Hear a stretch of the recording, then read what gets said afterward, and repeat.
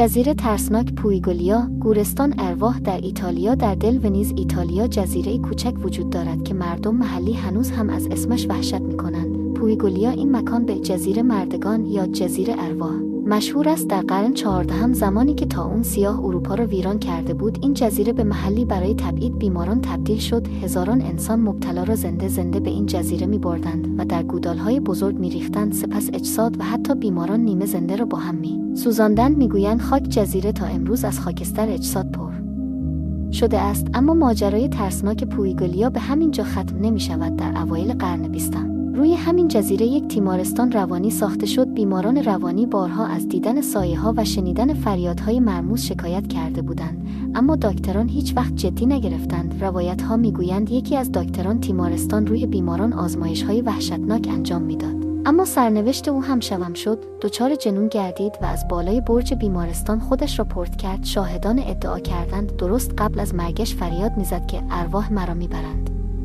امروز پویگولیا جزیره ممنوع است. هیچ گردشگری حق ورود ندارد. حتی ماهیگیران محلی هم از نزدیک شدن به آن دوری می‌کنند. خیلی ها گفته‌اند وقتی از کنار جزیره عبور می‌کردند صدای زنجیر کشیده شدند. ناله‌های دردناک و فریادهایی شنیده‌اند که از دل خرابه‌های تیمارستان می‌آید. بعضی‌ها باور دارند روح هزاران قربانی هنوز آنجا گرفتار است، ارواحی که بین زندگی و مرگ معلق مانده‌اند. به همین دلیل پویگولیا یکی از تاریک‌ترین و ترسناک‌ترین مکان‌های روی زمین شناخته می‌شود. اگر جالب بود لایک فالو فراموش نشود.